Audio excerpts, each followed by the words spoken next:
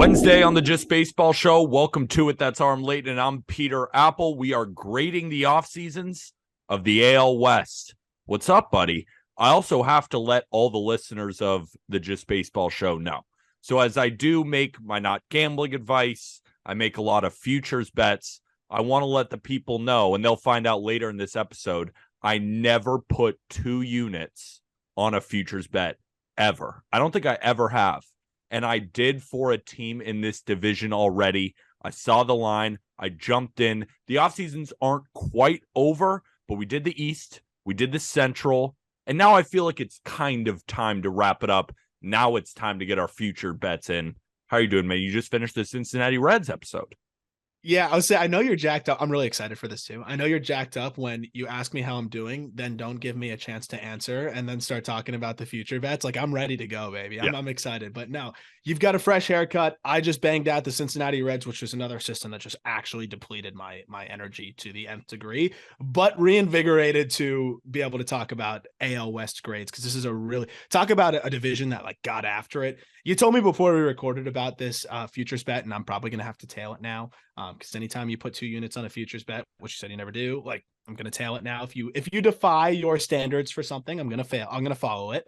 But this is a fun division, an active division. So I'm just excited to be able to break it down with you and give our grades, which has been a lot of fun as we just continue to wrap a bow on what was a really fun offseason and start to transition into previewing for the season, which this is kind of the appetizer for it. Because you're talking about the future bet. Like we're just starting to preview a little bit because naturally recapping offseason, we're going to preview what that means for the upcoming season. So it's getting me more excited as we count down the days towards spring training starting.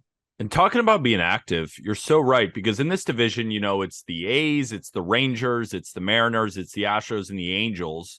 A couple of those teams you don't really view as being super active in the free agent market, in the trade market.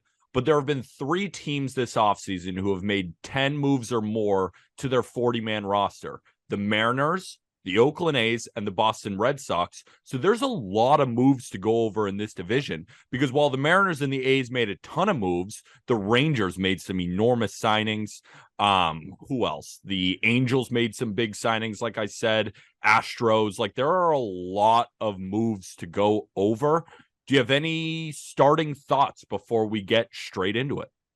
No, I feel like if you can really summarize this division outside of the Athletics, right? Like which is the only team here. Every single team feels like they've got a shot, right? Even the 68 win Rangers, they've done everything to be anything but a 68 win team. Like every single team in this division is playing to make the playoffs next year. And I know you could technically say every team is. We know that's not usually the case. Like every team that's not the Athletics made moves this offseason to try to win in 2023. And that's really fun. So that's going to make this episode really fun. And we'll start with grading the Texas Rangers. So the first move and the big move they made is signing ace Jacob deGrom to a 5-year, $185 million contract. They brought back Martin Perez for 1 year for just under $20 million. They signed Nate Eovaldi, another right-handed pitcher, to 2 years, $34 million. They signed Andrew Heaney, 2 years, $25 million.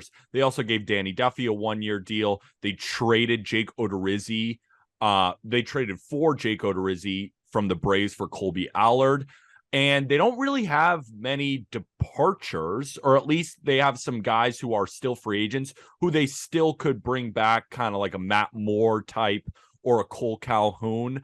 But overall, I thought they did really well this offseason, similar to last offseason where they spent $500 million on the middle infield. They addressed what they needed to do, and they didn't really lose anyone of that much importance. Of course, Matt Moore was really important for their bullpen, and he's still a free agent. But, I mean, what would you grade this offseason? I thought they did really well. So before I give the grade, because I'm going to kind of walk through it, I think you brought up some important points here in terms of some of the between the margins additions to the rotation or to the extended rotation, right? Which there's a lot of volatility. We've talked about this with the Rangers rotation here, that DeGrom could get hurt. Eovaldi could get hurt. Even Heaney has struggled to stay on the field.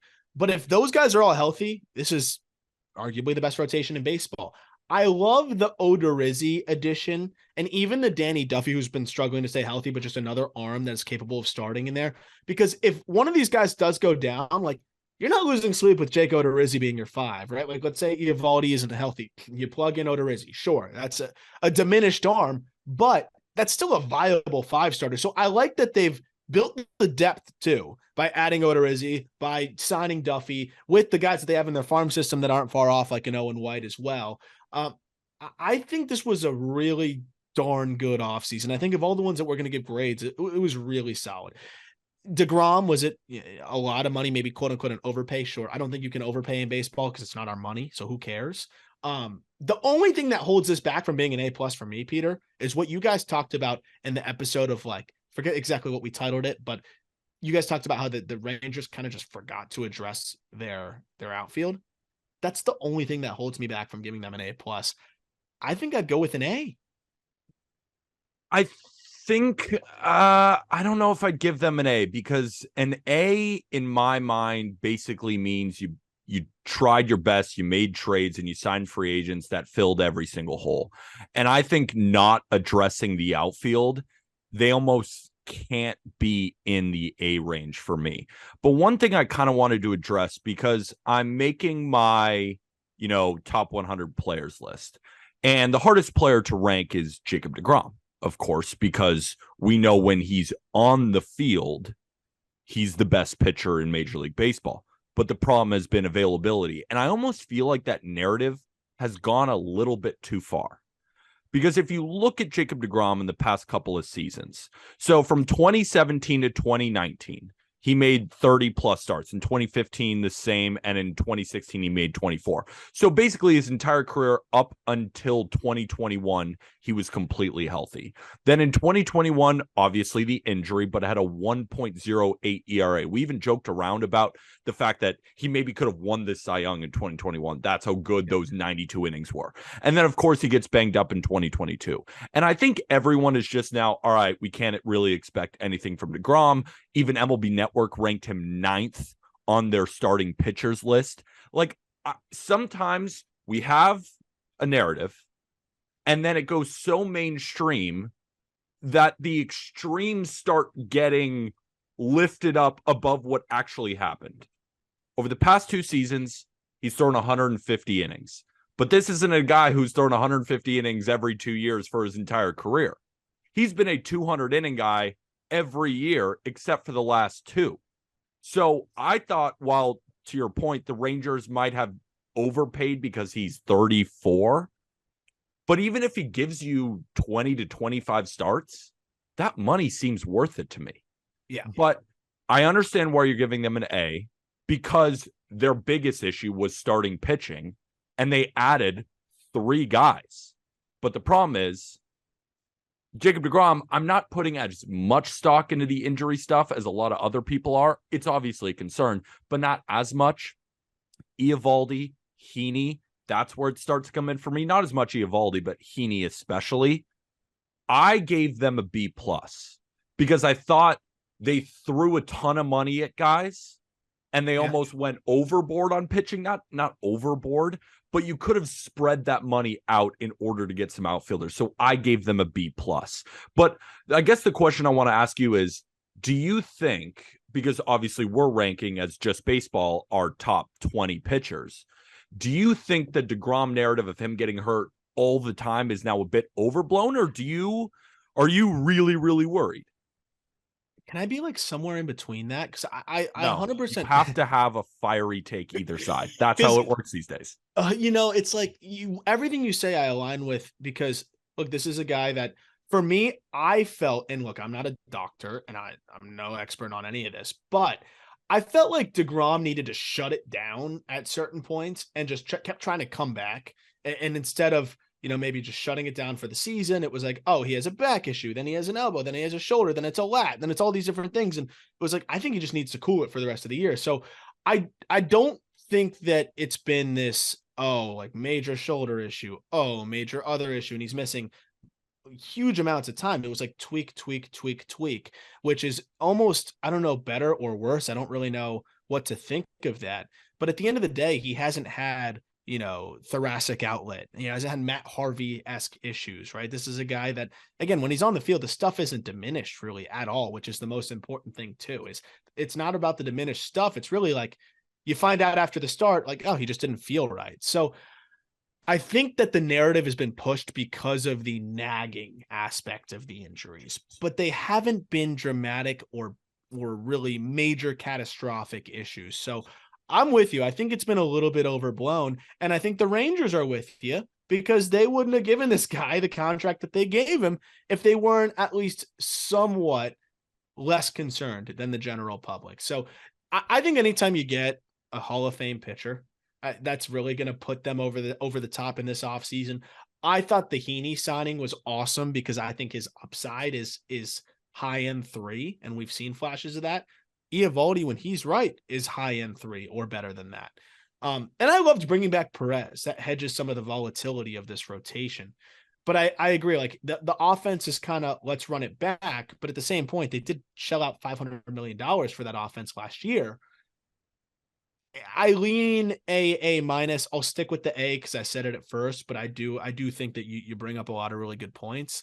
I think that they have time to address the outfield. They tried to go get Brian Reynolds, and I'm okay with them not forcing the issue there because I think the offense is going to be good enough, even with a weaker outfield. It's going to be one of the best middle infields in baseball. Adolis Garcia is no slouch. Nathaniel Lowe was awesome in the second half last year.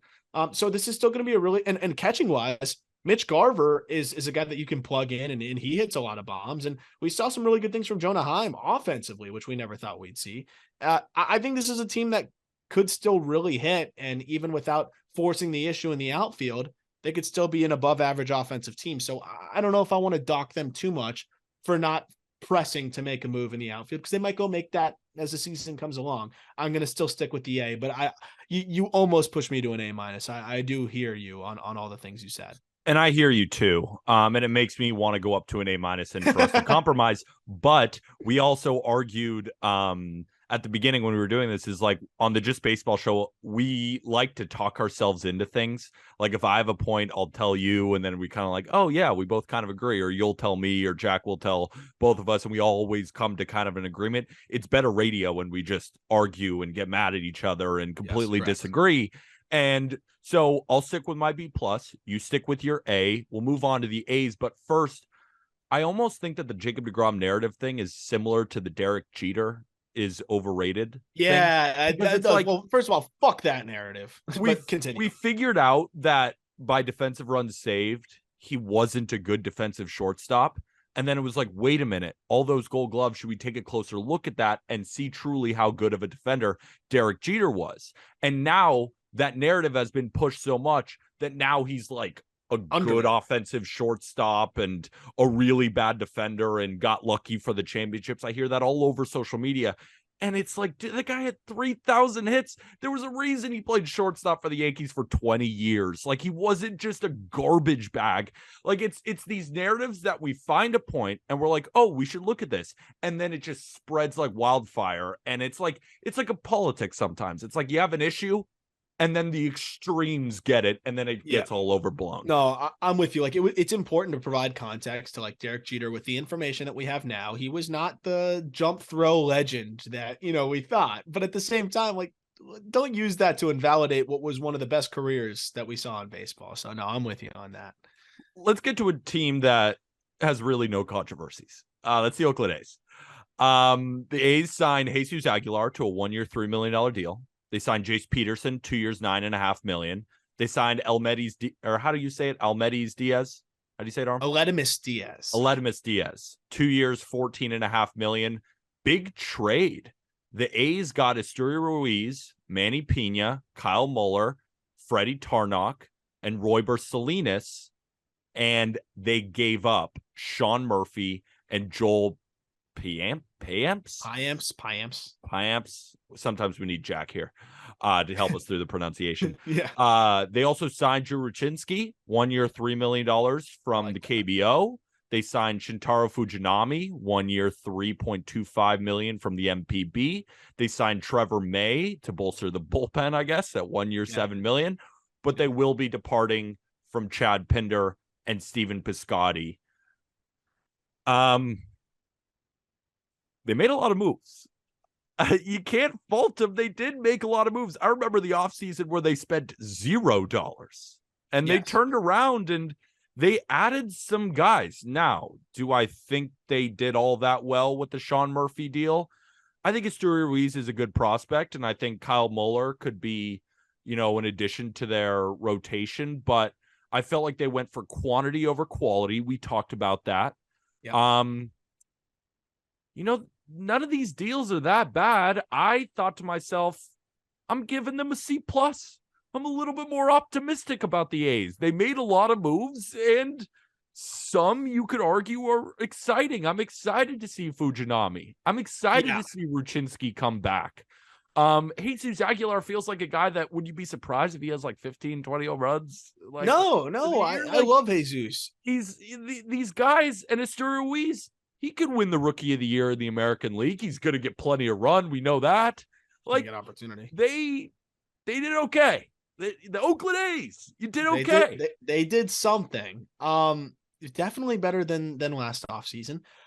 I would say I like the KBO and the Japanese league signings here. Like, I like Ruchinski as a guy that could potentially either be flipped or, in the short term helps your rotation and can help you get a prospect return. Same with Fujinami. Like we've talked about his upside. That could be an interesting pitcher to have for you. Still just 28, going to be 29 years old around the time the season starts.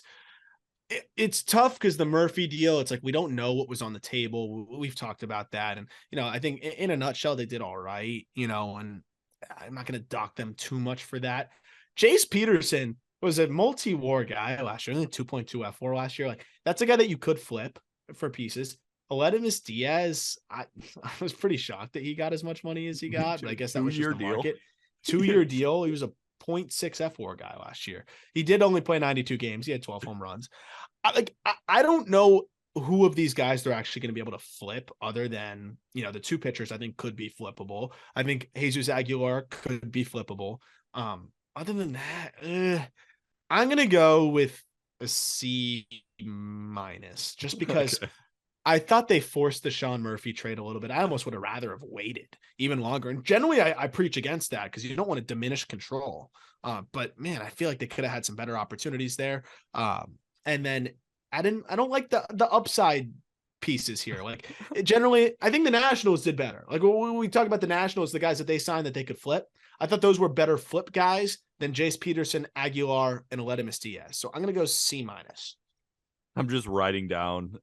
It's just so funny that I'm optimistic about the Oakland A's. I thought they did okay. I thought they did just fine. All right, let's move on to a much more exciting team because they have top-end talent, but will they win games in 2023? I think a lot of us are excited to see, finally. All right, the Los Angeles Angels. They signed they traded for Hunter Renfroe for Jansen Junk, Elvis Peguero, and Adam Seminaris. They signed Brandon Drury to a 2-year, $17 million deal. They traded for Gio Urshela for Alejandro Hidalgo from the Minnesota Twins. They gave Brett Phillips a 1-year deal worth about $1.2 million. Their bigger signings, signing Tyler Anderson, big-time starting pitcher last year for the Dodgers at 3 years, $39 million. They also signed a relief pitcher who threw for the Rockies last year, Carlos Estevez, to a 2-year, $13.5 million deal. Their departures, Michael Lorenzen, Touki Toussaint, and Matt Duffy. I got to be honest with you. For some reason, I was going through all these different transactions. I thought the Angels made more deals than they did.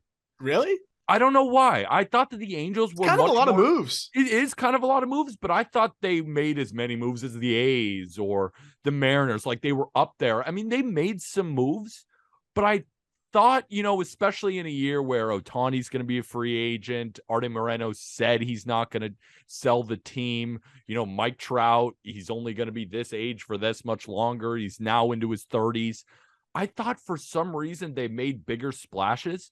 I thought they had a fine offseason, but of course, there's always in the back of your head saying, if not now, when, right? This was the offseason to make the enormous splashes, and they made some decent splashes.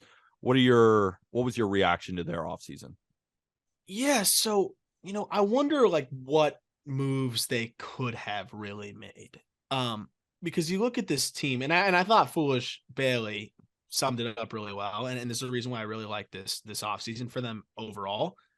They just replaced a lot of guys that they just needed to put more guys around Trout and Otani who don't suck, right? Like it's that simple. Just don't surround them by guys who don't suck. I'm going to list you guys that had 80 or more plate appearances. I'll lower it to 70. 70 or more plate appearances last year for the Angels. Well, first of all, Juan Lagares had 62 plate appearances last year. I didn't even know that guy was still playing ball. Magneuris Sierra, Matt Thaiss, Mike Ford, a familiar name for you, Peter, Kurt Suzuki, Tyler Wade, a familiar name for you, David Fletcher, of course, Matt Duffy, Joe Adell. But then there's a bunch of other guys that had 50 plate appearances. Mickey Moniak, Jonathan VR, Phil Gosselin, Chad Wallach, Steven Duggar even for a little bit. Like Monte Harrison. Like it was a revolving door of like quadruple A is generous. Like some of these guys are out of baseball, and some of these guys might not even put up a 100 WRC plus in triple A. You replace a lot of those names, and even like to a higher degree now, Andrew Velasquez played 125 games, Peter. This was a team full of Yankee castoffs. And the Yankees, like, they weren't the deepest team in baseball offensively last year either. Like, when you have Velasquez starting 125 games, that's a disaster. So I'm liking that you're replacing a lot of those names with guys that, look, they're not going to be superstars, but you know what you're going to get from Hunter Renfroe. You know what you're going to get from Brandon Drury. That's a lot better than what you were getting from those other guys. Even Gio Urshela, like that's a guy that is going to be a 2 to 3 WAR player. So while they didn't make the sexy move, Peter, I think they made the moves they needed to make, and they just brought the floor up way higher so that these guys, I picture Mike Trout and Shohei Ohtani just like dragging the semi truck behind them, like the bodybuilders you see just trying to drag the team with them. Like the truck just got a lot lighter with some of these other names here. And I think that helps a ton. What do you think about Brandon Drury? Because I think he's an interesting player, right? He was So always tough. kind of a journeyman type. He played kind of a utility. But then when he went over to the Reds, he had 1,000 OPS against lefties. And he finished the season with an 812 OPS. But then he came over to the Padres, and with the Padres, he had a 725 OPS. I'm curious what you think about him, because 2 years 17 sounds like a good deal, but I almost think it could be a great deal, or it ends up being kind of a, why'd you even do it? Because he reverts back to what he was. I personally think he's probably a 750 OPS guy. Yeah. I think he benefited from hitting at Great American Ballpark. Of course. But then he, of course, hitting at Petco Park is one of the hardest. And there's also that adjustment. I know it's only moving, it's not like you're moving across the world, but Cincinnati to San Diego is definitely a move, and you're adjusting to a new environment. Oh, you're facing new pitchers. Like, I don't blame him. I never tend to blame even free agents in their first year. Like, let's see what you do when you get comfortable. High on guys like Matt Olson, guys like that, where they may have struggled initially. A guy like Marcus Semien who struggled initially, but then turned it on. Guys like that. So, but I think he's kind of in the middle. I don't think he's the 812 OPS, but I also don't think he's a 725 OPS with the Padres. I think he's a 750, 760 guy. And even if he's a 725 guy, like he's going to be playing a lot of second base. He's going to move around. If Rendon needs a day off, he can play third. And that's going to be a big X factor here too. But I love the signing because, at the very least, he's going to be a 720 OPS guy. Like the floor and the ceiling are kind of close. And I think, again, they need that. I'm looking at 130 games combined between Tyler Wade and Matt Duffy, which gave you a 580 OPS roughly. Like we're talking about 120, 130 OPS bump here at the very least from somebody like Drury. And at the end of the day, in this market, it wasn't expensive. And, that was not an expensive deal. The Marlins offered him more. He took less to go to the Angels. So, I think that was a good signing in a nutshell. I know you're not the biggest Renfroe fan, but I think he's gonna be really solid for them, because he's gonna finally provide a little bit of protection, given that he can hit you 30 home runs. He's consistently been that 25, 30 home run guy. It doesn't bring much else to the table, but again, I think they just needed that. And I like that you have some options to hedge Jared Walsh if he really, really struggles. You don't want Walsh to face a lefty at all. So now Drury can play first when there's a lefty and he mashes lefties. Like there's way more mixing and matching now in this lineup that I think is going to be really good. So while they didn't make the big splash, I love Tyler Anderson signing is one of my favorite of the offseason. And I think they were like, if we were talking about, as we have in the last couple episodes, what were your favorite underrated signings of the offseason? I thought that the Angels had like 3 qualifying moves that could have been best underrated signings. So you add those all together, I'm going to be super bullish on this. All things considered, on top of the addition of Estevez, they also added Brett Phillips for depth of the 4th outfielder spot, which is kind of interesting. He's a great defender. Pitch. Yeah, he can pitch, good clubhouse guy. Yeah. I'm gonna go B plus. I'm gonna go B plus on this one. Almost A minus. But just a little bit of a lack of the lack of upside. If they got another reliever in there, I'd go a little bit higher, but I think they ultimately have a pretty good bullpen. So I'm gonna go B plus. I'm curious what you got. I think that's fair. I gave them a B, just to keep it short and sweet. I thought there was a lot to be desired, but they still did well. And that's where I always feel like I give the Bs, where you did your job, you had a good offseason, but you didn't make the moves to put you over the top. You didn't sign the Rodon. You didn't sign the Jacob deGrom. You didn't make the trade for Pablo Lopez. You got some good moves, not great moves. So I'm giving them a B. One thing I'll say too is I think the move, like what could put them over the top could just be already there, right? Full season of Trout. Jared Walsh returning to form, Logan O'Hoppe being the guy that we think he can, and the most important being Anthony Rendon being Anthony freaking Rendon. So maybe they feel like that is there for them, right? Like the way that they can get to the promised land is already on their roster. They just needed the complementary pieces. So we'll see if that philosophy works out. I apologize to all the Just Baseball Show listeners for that random cough. Got something stuck in my throat, but let's move on to a fun team, and let's move on to my 2-unit future. Seattle Mariners, I thought, had a pretty damn good offseason. They signed Tommy La Stella, 1-year prove-it deal, $720K. They signed A.J. Pollock to platoon with Jared Kelenic in left field, most likely for 1 year, $7 million, because A.J. Pollock destroys left-handers, or at least he has over his past couple of seasons. They made a trade for Teoscar Hernandez to bolster the middle of that lineup. They needed a big right-handed slugger, and they got it for Teoscar, and they traded from an area of strength, dealing Eric Swanson, who is a great bullpen arm for them, but they have so many. And so much volatility there. Like, exactly. I mean, you never know. Swanson could go back to a 4 ERA guy. You just never know. And they also included Adam Macko in that deal. They traded for Colton Wong. They needed a second baseman. They got a second baseman, and they let go of Jesse Winker and Abraham Toro. They signed Trevor Gott in their bullpen from the Brewers for 1 year, $1.2 million. They also did a little bit of a trade, Kyle Lewis for Cooper Hummel, and they extended Dylan Moore a couple days ago to a 3-year deal worth $8.5 million. They did have some key departures, Mitch Haniger most notably, but they also had guys like Adam Frazier, Kirk Casale, Matt Boyd, Carlos Santana, Ryan Barucki, Luke Weaver. Nothing that really is that concerning outside of Mitch Haniger. But the 2-unit bet for the Seattle Mariners. So when I first saw the win totals come out on Caesar Sportsbook, they were around 89 and a half. And I had to lean towards the over because I thought this is a 90-win team, but the line seems pretty solid, right? They won 90 last year. I think that they're better, but you never know. Of course, you never know. They didn't have that crazy run differential. Remember, we make fun of the fun differential kind of bunch. Like, they won a lot of close games, and sometimes the luck can go back to the other side. But after looking at this offseason, after looking at their rotation, looking at this bullpen, and now looking at this new and improved lineup, I put 2 units on over 87 and a half wins. Because like I said, 89 and a half, 89, that's what it was on Caesars. Lines just came out on DraftKings. They posted at 87 and a half. Someone is asleep at the wheel. Give me the Mariners over 87 and a half wins. I think they can improve on this 90-win ball club. They are a better team than they were last year, Arm, and it starts with this great offseason.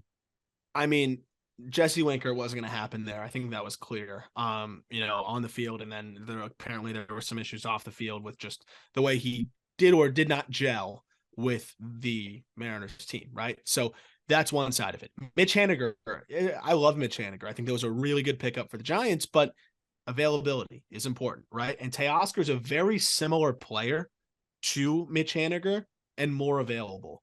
So, I think that's something that is important here. And I think they're going to get more out of Teoscar than they got from Haniger last year. So that's an upgrade in a nutshell. AJ Pollock, I love that hedge of Jared Kelenic, as is Cooper Hummel to a degree, because the struggle with Kyle Lewis is I think he's fully a DH at this point. Cooper Hummel's a great defender at all three spots, so that's important too.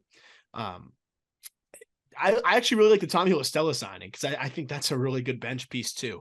I'd rather have him than Frazier, honestly.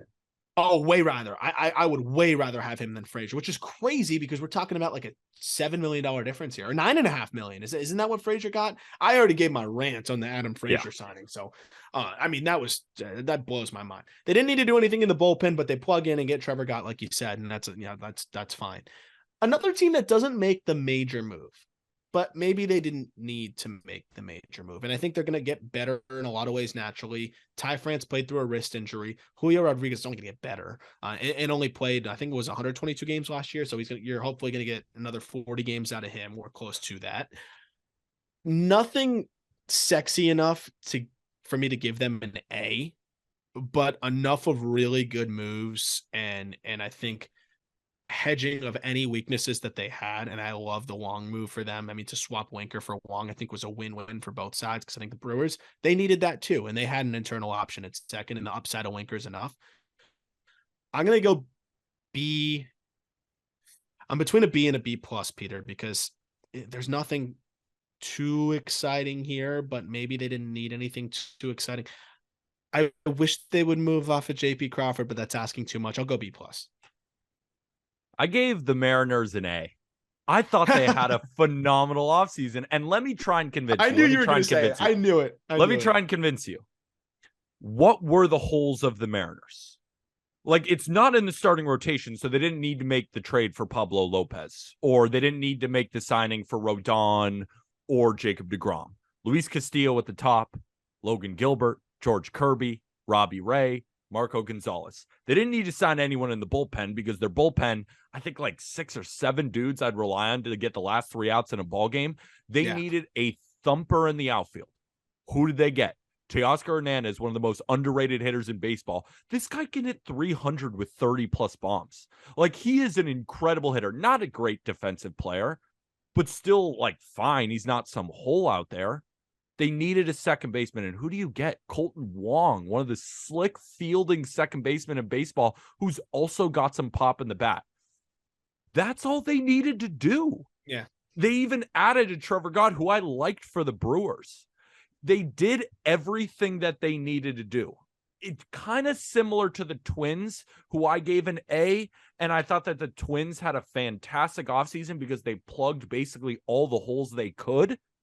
The Mariners just had less holes, but they plugged every single hole that they needed. Like, if you look, what were the Mariners' weaknesses going into the offseason? We listed them. Which didn't they accomplish? I'm curious. That's why it's like, this was the goal for the offseason. We needed these moves in these areas, and they did every single one of them. And all guys that I like. I'm giving them an A, Arm. I'm giving them an A. Okay. I hear it. It's just like, man, I wish they could have added like a little bit more of that proven. I guess Teoscar's that guy, right? Like, Teoscar is that proven bat for you. He rakes. And I think he's going to be an upgrade over Haniger. And they were never going to move off of Crawford after they extended him. And they're not going to give up on Kelenic, and they hedged that. So I definitely get it. And like you said, they didn't really need to do anything with the bullpen or the rotation. I'm going to stick with the B plus, but I can see why you give them an A, because at the end of the day, they didn't need to do that much, and they made the moves that they needed to make. And I think that says a lot. And guess what? If Kelenic stinks, we talked about this before we recorded, Dipoto will make a move. He'll do something. He ain't just going to sit there with his with his hands under his butt and just say, whatever, it is what it is. Like they're going to make a move. Yeah, I'm going to talk about my 2-unit play on Not Gambling Advice when I do my over-under win totals. We're going to talk about it when we do a betting preview on the Just Baseball Show much later. I just wanted to let the listeners know of the Just Baseball Show. If they are interested, I have already unloaded. It's my first MLB futures bet of the offseason so far is the Mariners over 87.5. I'll be breaking it down. So if you want to wait, go right ahead. All right, last team. Again, another team that if they had a hole, they filled it. And that's the 2022 World Series champion Houston Astros. They signed Michael Brantley. Of course, they brought him back 1 year, $12 million. We both love Michael Brantley. They signed the 2020 MVP, Jose Abreu, to a 3-year, $58 million deal. They signed Rafael Montero. They brought him back 3 years, $34.5 million. Kind of a lot of money. And they did have some departures. Will Smith in their bullpen, who they only had for a cup of coffee. Justin Verlander, Yuli Gurriel, Christian Vasquez, Trey Mancini, Nico Goodrum, Almeida Diaz. Like, they did have a decent amount of departures when you look at it, but the moves they made, I do really like, especially Brantley, especially Abreu, because they won the World Series without Brantley. So it's almost like you're bringing in a new guy who we think is one of the better bat-to-ball guys still in Major League Baseball. Jose Abreu is just going to give you his 30 home runs and 100 RBIs. He might drive in 120 with all these Astros guys on base. And yeah, Rafael Montero, $34.5 million. But if there's one team that can identify these relievers and flip a switch and make them great, one of those teams has to be the Astros. So I'm not going to sit here and say that it was a bad signing, because if there's anyone we're going to trust, isn't it them? I thought they had a very solid offseason. So this is what it boils down to for me, right? Like, I don't think they were ever really expected to retain Verlander because, they have a rotation that is really good without him. But it would have been nice to keep Verlander. But what do they do with that Verlander money? They preserve the bullpen. And, we always talk about not investing in relievers. But if you look at what Montero was statistically last year, and like some of the guys that they've paid to stay, like to keep, were some of the best relievers we saw in baseball last year, and just dominated through the postseason. So obviously they know something, and this is a team that just does a really good job with developing relievers. If they felt like they couldn't develop another guy like Montero, I'll defer to them on that one. And like you said, they know what they're doing there. But taking the Verlander money to sign Abreu, basically retain Brantley and keep the bullpen intact, is that something that we reward to the point of a B plus A? Like I don't know, but at the same time, these are the defending champions who didn't really need to do much. But you are subtracting the Cy Young winner, right? So I don't think the rotation is a problem, because it's still going to be one of the best in baseball. But they did lose the Cy Young winner. So it's like, how do you grade that? That's where I'm stuck. But to take that money and go make your lineup probably the best in baseball is huge. Retain what is probably the best bullpen or close to it in baseball is huge. And the rotation's still really good. I'm gonna stick with a B, because I don't love paying the relievers that much, even though I'm not gonna criticize them for it. I'm not gonna give them credit for it. The rotation is still really good, but they didn't really do anything there, right? They just lost the Cy Young winner. And then they did a good job of reallocating those resources to, preserve Michael Brantley, who they didn't even have last year, like you're saying, and then get Jose Abreu, who fits like a glove for this team. Like, it's a perfect fit. So, C is status quo. They're well above that, but to me, it's a B. I don't know if I can give them much more credit beyond that. But still a really solid offseason. We end the episode with the same grade for the Houston Astros. I also gave them a B. It was very similar to the Angels in a way for me, where I like some of the moves, but some of it's almost like it's similar to the Angels, but it's not, because the Angels made more moves and they filled more holes. But I like the Astros moves better, but they both left to be desired. So I kind of came to the same grade of a B, where they did enough. Of course, in the Astros, like if we're talking about the Mariners, if they had holes, like the Astros didn't have any holes. Like the hole was first base. They filled it with Jose Abreu. Their hole Yeah. was maybe, I guess, a bat to ball guy, even though it's not a hole, but Michael Brantley helps. He makes their team better. Like Montero, they obviously really liked him. But they lost Verlander, but they have Hunter Brown coming up, who's a mini version of him, basically. I mean, not mini, because to compare Hunter Brown to Verlander is putting way too much pressure on a young pitcher. But we saw the potential. Obviously, Javier took that huge leap. Like, they're probably going to win the World Series again. Why not pay him? You just won the World Series. Like, you've got money. Why not pay Justin Verlander? And instead, they didn't need him. They must think they paid way. Him. Yeah, and that's where I think that they're taking the pitching for granted a little bit. But the defending champions have a B offseason. They're the favorites to win it again, right? Like, it's that simple. So that's all they needed to do.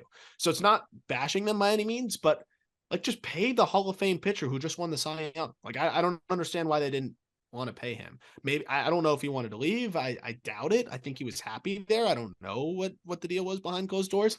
But to me, like, you're not going to replace Justin Verlander. You're going to lose something there. And sure, you added Jose Abreu, but to me, they took that money and gave Abreu the extra year and extra money that nobody was willing to give, and then paid relievers money that nobody was willing to pay. So you take the money that you saved from, that would have been extremely expensive to retain a Hall of Fame reigning Cy Young winner, and kind of overpaid a little bit in other areas. I always say it's not my money, but it does matter when it's the money that you could have used to retain the Cy Young winner. So I'm not worried about them in any way, shape, or form. The rotation's still going to be good, really, really good. But that's what keeps them from being like the B+ A- for me. And I think we're on the same page there. We're on the exact same page. It's funny. I'm doing my top 100 players, of course, and there are so many Astros on the list. Like, that's all you need to know, man. They're so good. I mean, this is the prohibitive favorites to get out of the American League. This is the best team in baseball, and they moved a couple of pieces around. They got Jose Abreu, who I think who's going to fit like a glove on that team. I believe in Maldonado, in Martin Maldonado, because he has this clear relationship with these pitchers that I think it's so tough to quantify. Like, I feel like if you went up to Javier or Framber or McCullers or any of these guys and said, would you guys prefer a much more offensive-minded catcher? Wilson Contreras. Wilson Contreras. Remember, he was on the docket, and he was a guy who they were interested in trading for. Like, I bet they'd all say no. They're like, we don't care. We just want Maldi behind the plate. And so this is as good of a team as there is in Major League Baseball. And maybe we're being a little bit biased giving them a B, because if we look at the offseason in a vacuum, and I think you've spelled it out perfectly, it might be like a C+. It might be a B-. But I think what do they need to do? What are they going to do? Like, what? Are they going to sign Carlos Rodon? Are they going to sign Jacob deGrom? Like, they have 6 pitchers. They have guys in their farm system. They have an electric bullpen. They didn't need to do that much, but they did enough to still remain the prohibitive favorites to win the World Series. So I think a B is very fair.